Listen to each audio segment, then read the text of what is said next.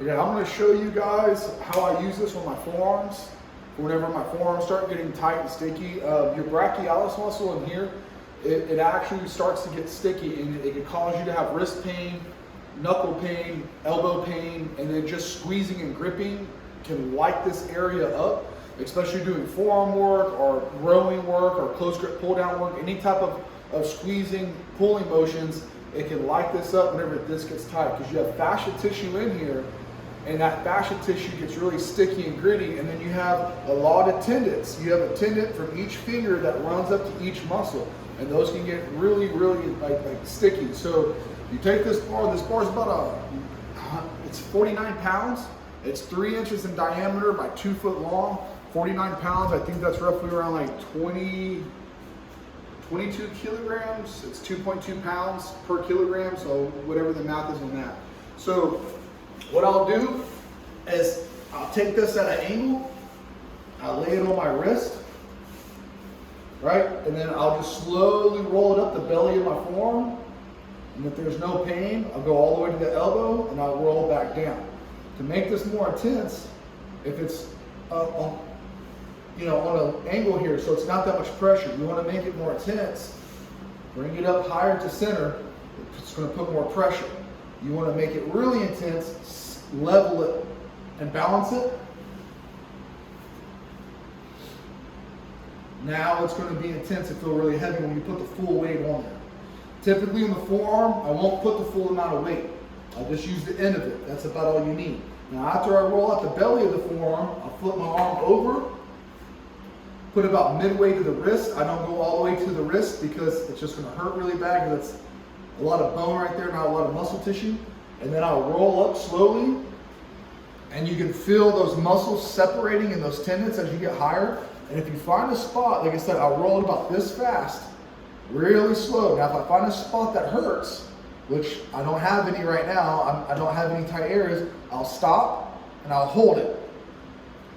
Once it stops hurting, it can take a minute, 30 seconds, 3 minutes, 2.5 minutes. It varies. Just whenever it stops hurting, and it will stop hurting, roll up a little bit, maybe that much. If it starts to hurt again, you'll know, because you're going to feel it as soon as you move the bar. Hold it in this position until it stops hurting, and then again, a little bit, until it stops hurting, until it stops hurting, until it stops hurting, until you get all the way to the elbow joint.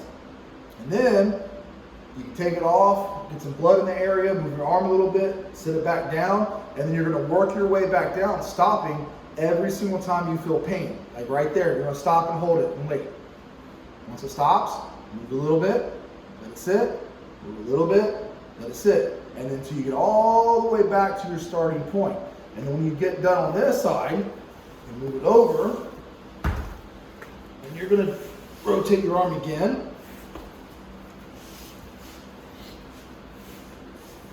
And then you're going to come up on this side. You're going to do the same thing all the way to the joint of the elbow, pausing where it hurts, doing the same thing that I said earlier, and then working your way all the way back down. And how many times do you go up and down on your arm when it hurts extremely bad? As many as you can handle. If you can only do it one time up and that's all you have, you can handle, one time up. If you can do up and down, that's good. If you go 2 times up and down, 3 times up and down, 4 times, it just depends on how much pain you can handle and how much tolerance you can do. The same thing for the bicep. I'll start this right at the crease of the elbow, and I'll roll it up to the shoulder joint, stopping at the crease of the shoulder, working my way back down to the elbow. And I'll go palm up, palm down, and I'll move the bar from one end to the other. It's the same basic function. And if you have any knots or anything in your forearm that's hurting you, when that weight hits it, I'm going to tell you, you're going to know, and you're going to find that issue really quick, and this will take care of it. Don't do this every day. Every other day, every third day. I wouldn't do this every day. Just about every other day, every third day. Especially if you have an extremely tender, tight, painful area. Start off doing it once every 3 days, and you're going to get to the point where you realize you're rolling it up and rolling it down with zero pain at all whatsoever.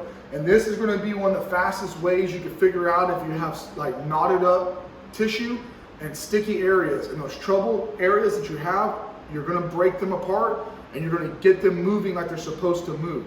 Because once you pin it down, the body's gonna restrict blood flow. So once you release that weight, the body's gonna rush a bunch of blood in that area and it's gonna re-lubricate everything and get it moving how it's supposed to be.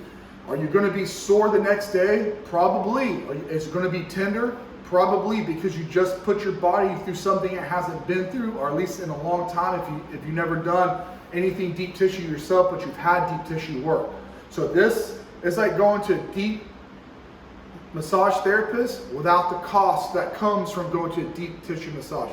And the benefit of this is when you put that bar on you, it's not like someone's thumb where they're pushing into you, then their hand starts to get tired, so they release the pressure, or they can't hold the same amount. They push hard, they release, they push hard, they release, their thumbs get tired. This right here is constant tension on that area that's consistent. So whenever it stops hurting, it's not because someone wasn't pressing hard and they slowly stopped pressing because they got tired.